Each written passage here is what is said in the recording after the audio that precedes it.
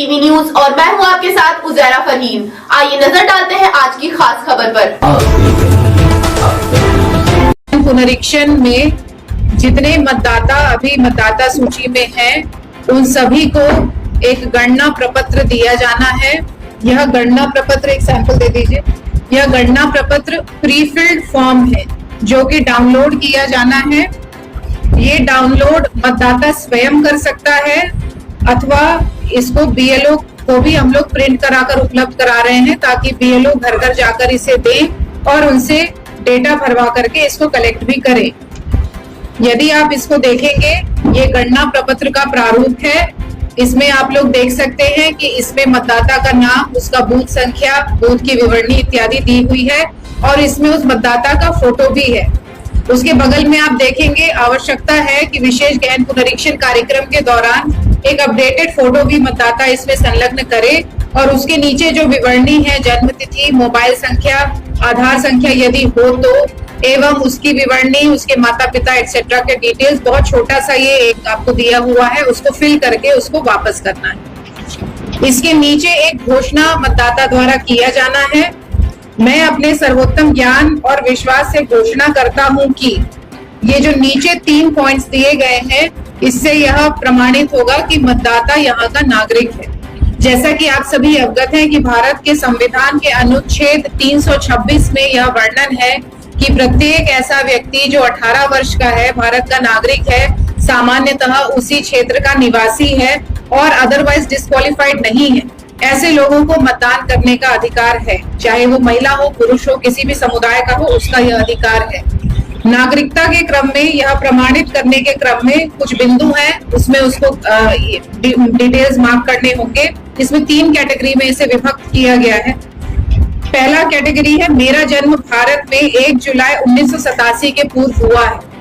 यदि कोई ऐसा मतदाता जिसका जन्म 1987 1 जुलाई के पूर्व हुआ है, उनको यह फॉर्म फिलअप करना है, गणना प्रपत्र, और इसके अतिरिक्त उनको एक दस्तावेज देना है। ये जो 11 दस्तावेज की सूची आप लोगों को यहाँ दिखाई दे रही है, उसमें से कोई एक दस्तावेज यदि वो उसमें संलग्न करते हैं, उसको अपलोड कर देते हैं अथवा बीएलओ को जमा कर देते हैं, तो उनका नाम जो ड्राफ्ट पब्लिकेशन है मतदाता सूची का 1 अगस्त को जो होने वाला है, उसमें आ जाएगा।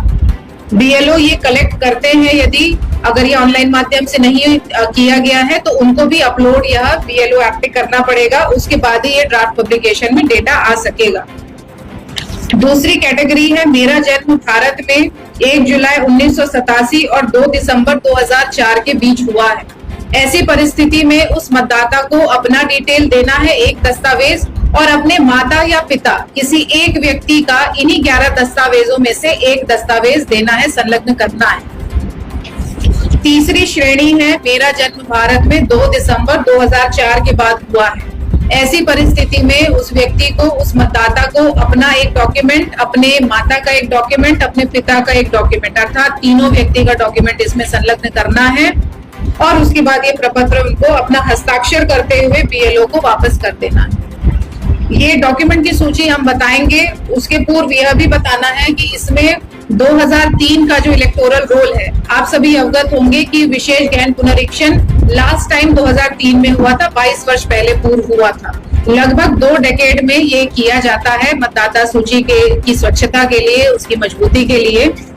तो ये 2003 के इलेक्टोरल रोल में जितने मतदाताओं का नाम है, ऐसे मतदाताओं को केवल यह एन्यूमरेशन फॉर्म एवं उस इलेक्टोरल रोल में वो किस क्रमांक पे है, यदि वो लगा देता है उसका कॉपी, तो उसको और कोई दस्तावेज देने की आवश्यकता नहीं होगी। इसके अतिरिक्त यदि उस मतदाता, क्योंकि अभी ये पुरानी बात है, लगभग 38 साल हो गए, उनके बेटा बेटी जो भी उनके वंशज होंगे, वो भी अगर उस सूची को लगा देते हैं और वंशावली अपनी देते हैं कि ये मेरे माता पिता है जिनको ऑलरेडी मतदाता सूची में नाम था 2003 में, तो उनको भी और कोई दस्तावेज देने की आवश्यकता नहीं होगी। 2003 की मतदाता सूची प्राप्त होने वाली है, मिल गया है वो डेटा, हम लोग को उसकी सॉफ्ट कॉपी प्राप्त हो रही है। जैसे भी वो होता है तो सभी बीएलओ को यह उपलब्ध कराया जाएगा।